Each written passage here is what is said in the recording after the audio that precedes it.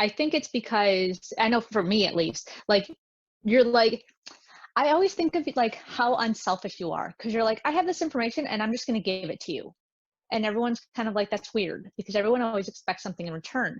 So I kind of wonder if people, number one, don't want to bug you. Number two, are like, well, what if they say they want to talk and then I get charged for it? But you genuinely want to help people. Like, if I have a question, you're not going to be like, all right, well, let me put you on the clock. Hang on a second. You know what I mean? Well, okay, I could, but here's what I really think happens. And the reason I ask you that question is other students are going to have the same predicament. They're going to come in, and once our subscription service goes over like 1,000 people, it's going to get to the point where I'm not going to be able to answer questions this way, where I just get a message from you as I'm shaving, Right. and I'm like, oh, well, just do a quick video chat with me. I'm not going to have time, right? But right now, what I'm still Yeah. doing is building brand. And building brand means if the students know that they can ask me questions and I'll answer those questions, they're much more engaged, they're much more happy with what they're paying for, and they're more likely to tell their friends and colleagues about what I'm doing. Make sense? I agree. I agree. Here's what I think happens. There's a lot of coaches, if you said, hey, I want you to coach me, I might say, okay, well, let's work out like a payment plan or something, but I'm not opposed to coaches getting paid for their time. I understand that people's time is valuable, but one of the things that I deal with is I can answer a question once, or I can answer the question, record it, and deliver it to thousands of people. Yeah, which I assume that a lot of the stuff that I'm at, well, maybe not a lot of the stuff, but a good portion of the stuff that I'm asking you, I'm assuming that other people also have this question. And sometimes I do wait to ask, because there are a lot of times where, number one, content is repeated. And when I say that, I mean things that you say, you repeat in other videos. So if I didn't catch it once, I might catch it again. I Yeah. also wait because my question might be answered already. So then sometimes I'm like, well, I don't want to ask if it's going to be in like the next section or two, and No. it's like it's already been So answered. if you went into the vault and dug in the business section, there's a section that says what is certification. I'm not there yet. I'm still on That's all fine. the classes. But here's the problem. There's 500 hours of recordings there. Yep. Like you have to, I mean, the thing is, don't get me wrong, I continue to like isolate and give it nuance and section it out and make it searchable or as easy as I can, but there's some limitations. The issue at hand is when you come to me and then say, hey, I feel like I'm being called to the principal's office or whatever. I'm assuming you tell me if I'm wrong. There's this thing where like I'm the teacher and you're the student. Yes. But here's the thing. Or I always feel like what I'm telling you is so bad that it's like I've got to get this on record so that other people can hear it as well. That's kind of how I feel. It's one of those. It's like I'm like shit. Has no one ever asked you this before? Great, here I go. Well, I'm the no, guinea it's pig. that it's a good question because it's a question that other students have, and instead of just answering it, I can use the recording and I can answer their questions, and I could deal with the fact that you're like, oh, why is the teacher calling me up to the board? Like it makes me uncomfortable. Um, I tend and I understand I'm a teacher and people are students. I understand that. More often than not, I interact with you like you're a colleague. You're just figuring things out the way I'm figuring things out, and we kind of figure things out together. Yes. My subscription service and my business is not going to look like it does in a year, 2 years, 3 years, 5 years. The reason I originally chose the name Reboot is because they're like, well, what if your practice gets to this stagnant point? I'm like, well, then you reboot it. Like you keep going, like you keep evolving, you keep changing. Yeah. The students have this sense of like it's this construct that's always static. And I'm like, no, no, no, no, no, no. Like I learn other stuff. So like right now I teach a mat-based close-on former work with suspension and advanced abdominal work. How much time do I really spend talking about therapeutic flight? Right. How much time do I really spend talking about yoga therapy? That a little bit more. How much time do I really spend talking about aquatic therapies? Aquatic therapies. Yeah, in water. I have not yet heard you say anything about aquatic therapies. Okay, and it's not my area of expertise, but who's to say 3 years from now I don't study aquatic therapies and do the aquatic reboot? See what I mean? Right.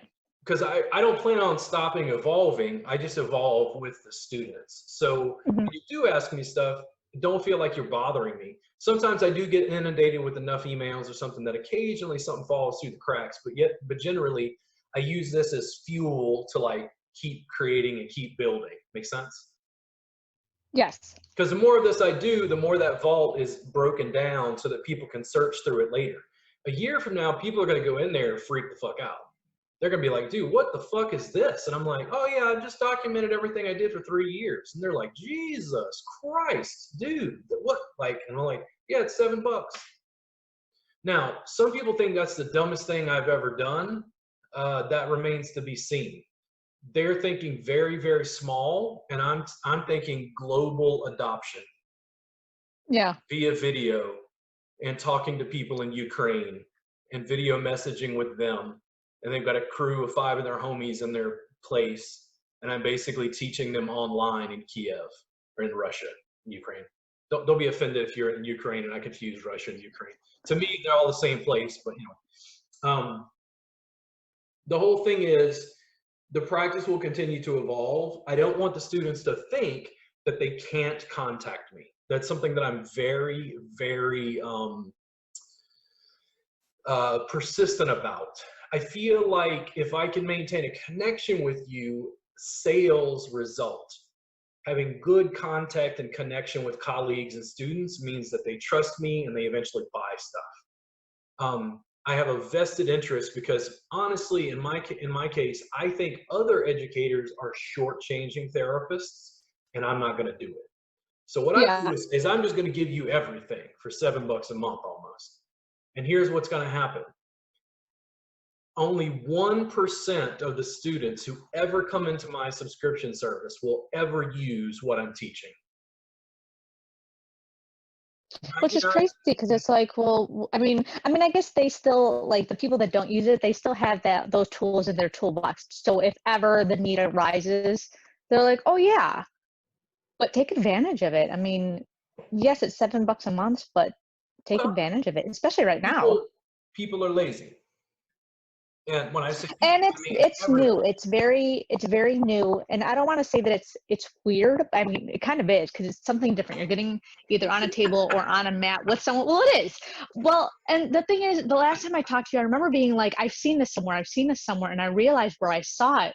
They didn't call it Thai massage, but some of the moves that you did, we did it in school. Yeah. And I was like, that's where I remember it from. And it's so funny that, like, you use your entire body, because I remember one of my teachers had told us a story that she had a friend that went and got a massage, and they were like face down, and they're like, yeah, I couldn't tell like what the therapist was using on me. And I guess they turned around and he was bald and was using his head Yeah. to massage the person. Yeah. So it's different when these are tools that you don't normally use. Because, like, even like practicing on someone over the weekend, I was like, does this feel weird? Does this feel weird? Do I just feel weird? Yeah. Is your audio still there? Yes. Oh, okay. Sometimes you break up, but then it like catches up, if that Okay. makes sense. Yeah. So the challenge I have is, and I tell students this regularly, less than 1% of the massage marketplace is mat based. And I teach less than 1% of that 1%. That's how small my reach is. Now, what I understood was this. I had so much to give people that I was like, I can film everything I do for 5 or 10 years. And then it'll be so much video, they'll never be able to consume it all. But I will be world famous and I can go travel and teach anywhere I want eventually.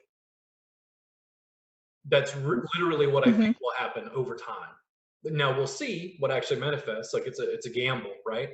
But I don't know any other educator who's just Right. recording everything and going here. Because I got to find my people. I got to find the students that are going to come on board and come with me. I don't have a brick and mortar. I don't have high overhead, but I have global digital distribution. I have to have students who can come ask me questions. And yeah, I'm teaching them kind of weird. It's different than what most people think massage is. So to get to your question, you were asking about certification. So are you talking to Yes. somebody in my subscription service or? No, no, no, no. So I was watching, I'm like on like that's how far into it I am. I'm only like 7% in. I think I'm like at 8% now. And Yeah. like my anxiety won't let me go past anything besides what's in order, which is why I haven't gotten to the business part yet. Hmm. But the very first thing that's on this next section that like like you guys must have been in the middle of a conversation while you started recording, but Yeah. it caught what I asked you about, and they were, I guess someone had said to them something about you certifying them in Thai massage, and Yeah. they're like, no, no, no, no, Robert doesn't certify anyone in anything. Yeah. And I was like, so what, like, because I hear in other classes that I've watched that at the end you're always like, do you want me to email your certificate or do you guys want it mailed to you? So are you giving certificates so that they have something like sort of a receipt for their CE hours, or are Yes. you actually certifying? Okay. Yeah. So this has been something, and I'll go through the history. Like, I started teaching Thai massage, and then like slowly getting my feet wet, you started to get questions about lineage and tradition and all this Mm-hmm. other stuff. And I tried to navigate that as best I could. And, people, they have preconceived notions, which I don't do real well with. So then occasionally somebody would say, well, I want to get certified.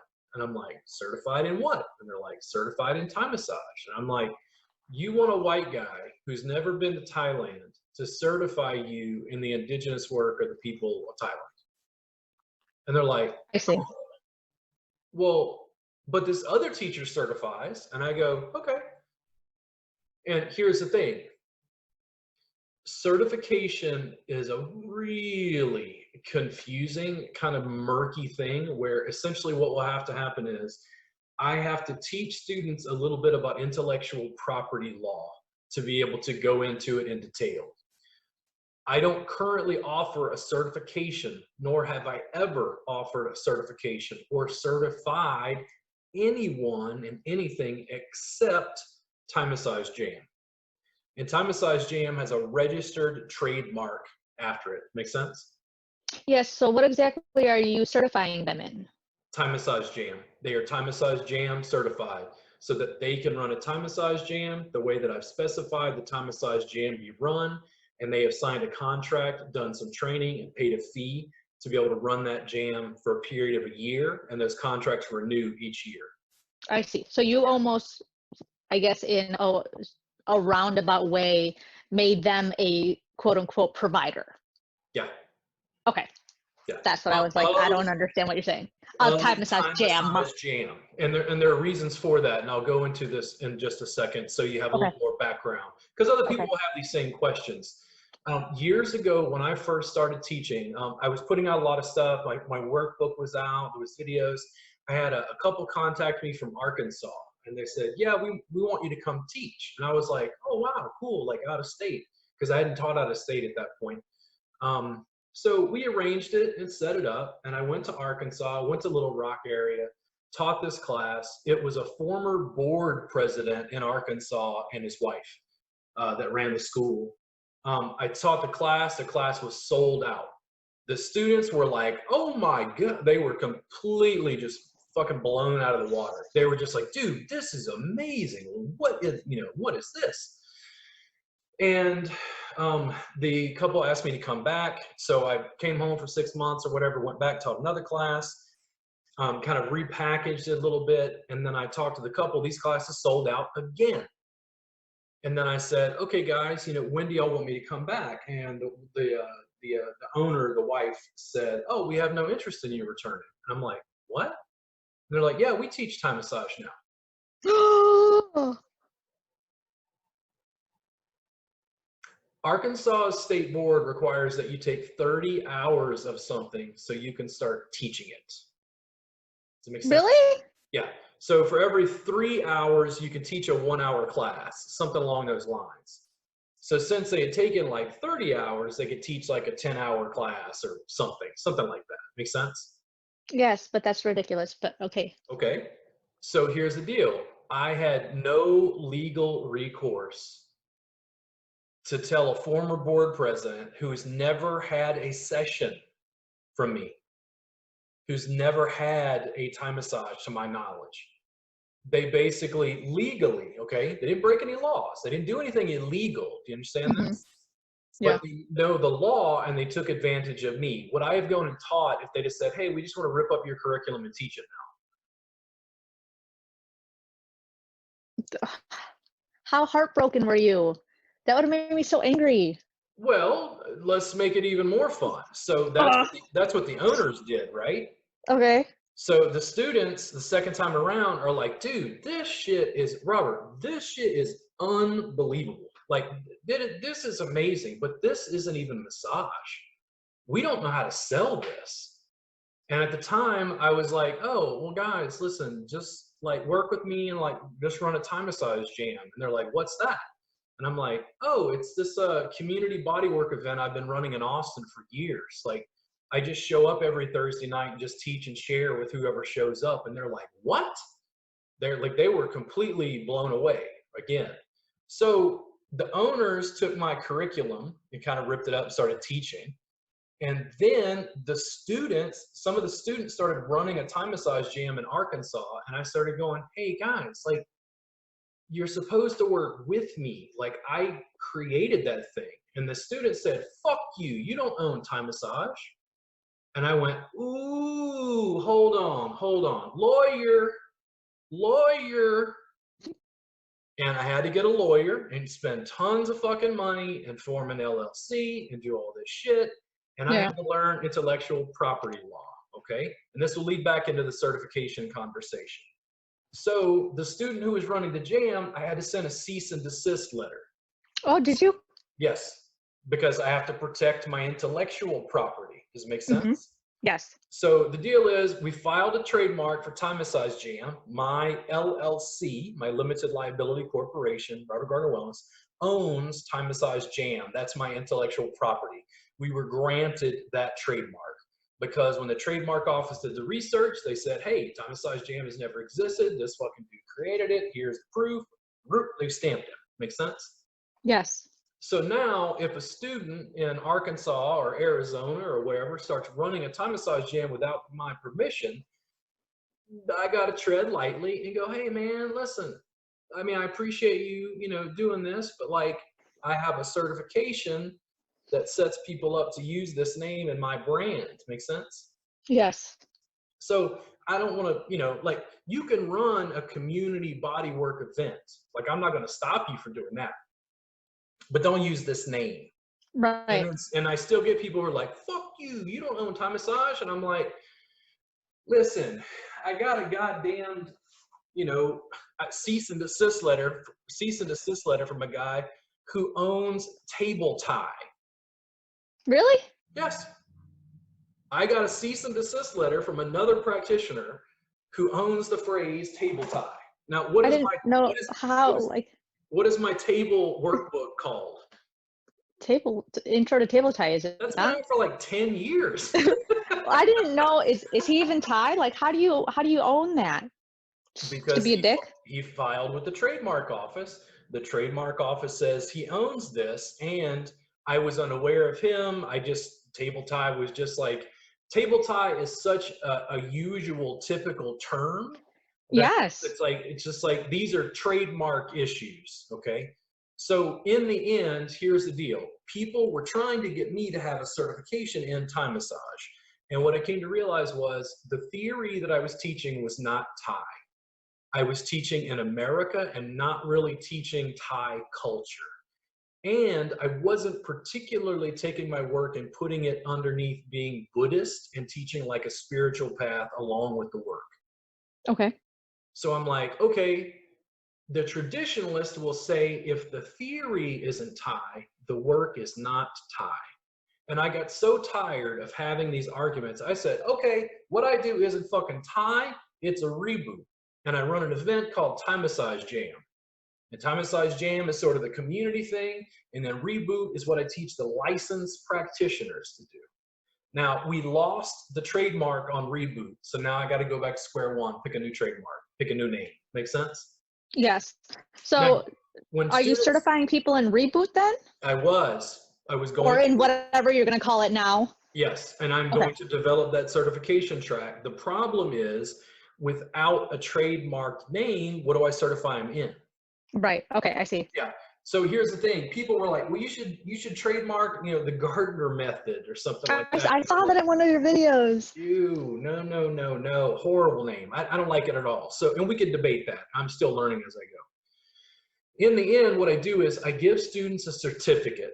So in Texas, my CEs count. I'm a licensed massage therapist, instructor, and CE provider in Texas. I just renewed my license in Louisiana because Louisiana has their own rules. That means I have to Okay. file an additional thing to be a provider in Louisiana. I let my providership in Mississippi lapse because I couldn't even hold a class there. I couldn't get enough students to sign up. Okay.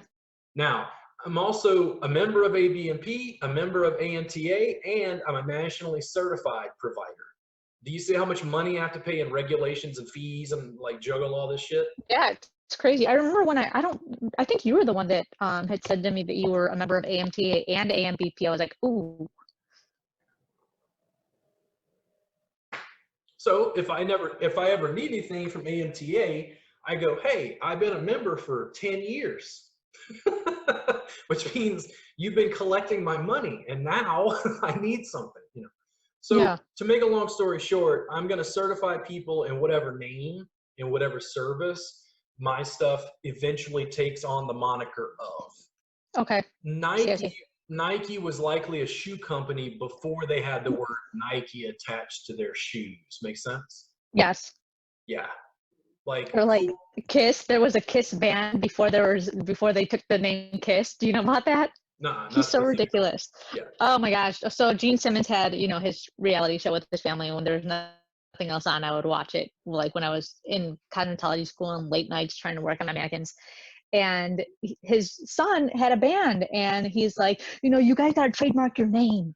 And his son was just like, oh my God, Dad, can we just practice? And he goes, there was a Kiss band before we trademarked the name Kiss. And I was like, you've got to be kidding me right now. No. No. His kids even make fun of him. Like his daughter was like, he's going to call up Eggland and be like, Eggland, let's make Kiss eggs. So intellectual property, I've had these conversations with my lawyer. It gets inordinately complex and some of it's quite funny. In the end, I just went, okay, Time Massage Jam is a unique name. I created it. I was the first one to ever call it that, in my opinion, or at least the first one to file a trademark. I go into more detail, but it doesn't matter. So the whole thing is, like, there was a student in St. Louis.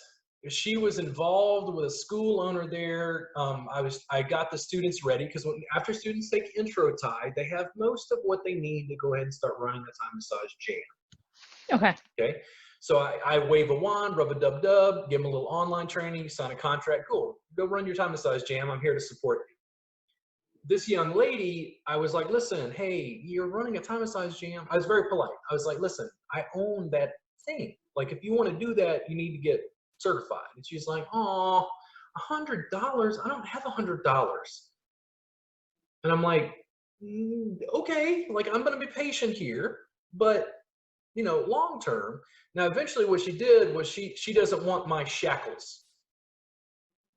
So she changed this to some other name, which I won't promote, but she's running her own little community bodywork event. But it's a Thai Massage Jam disguised as something else. It's 7-Eleven, and then like, what's another convenience store? Circle K. What's the difference? Circle K. Nothing, the name. Branding. Makes sense? Yeah. What I'm trying to do is get enough yahoos running Time Massage Jam where I've got more money to build the brand even stronger and the logos even stronger, and the recording and duplication and social media and the flyers and materials and business cards and t-shirts, Time Massage Jam, Time Massage Jam, Time Massage Jam, where I provide all of this stuff so that you don't have to recreate your own event. You could just pick up the one I was using and do your own thing. Make sense? Yeah. And yours already has, I don't want to say publicity, but publicity. I mean, people know it already. Sure. Yeah. But if people want to run a community bodywork event, call it something else. Like, I've literally had people go, oh, well, aren't you afraid of competition? And I'm like, no. Like, there could be 10 friggin' Thai massage jams just in Austin, and we wouldn't even scratch the population of 1.6 million people who live here. Does that make sense? Just in Austin? Yeah. 1.6 Remember, million? I know one of your classes you said that like there was like for every one therapist there were 1,000 people for them. Yeah. I was like, that's insane. So I guess here's my other question. So okay, so you don't necessarily certify people in anything yet, but you still teach what is Thai massage in a sense of your own way or whatever. Yeah. So watching your videos, I can, because I don't want to call it Thai massage either. Like when I like put it on like my menu, I don't want to call it Thai massage. Not because I think it's anything derogatory or because I don't like it. I just, all of my stuff, I don't want to call it, you know, Swedish deep tissue, things like that, because I don't do any like one thing. I want to name it my own stuff with my own brand, if that makes sense. Yeah. So I can still do what you teach without having any sort of certification, yes? So here's Whether I were to call it Thai massage or not. So here's where things get more interesting, okay? So you live in Minnesota. Right now, yes, but I want to move. Well, I was supposed to already be there, but I'm moving to California. Minnesota has no licensure. But see, here in Minnesota is a different animal because they don't massage. So I could do whatever I wanted and there's no one to stop me. And isn't freedom wonderful? Man, I should move to Minnesota.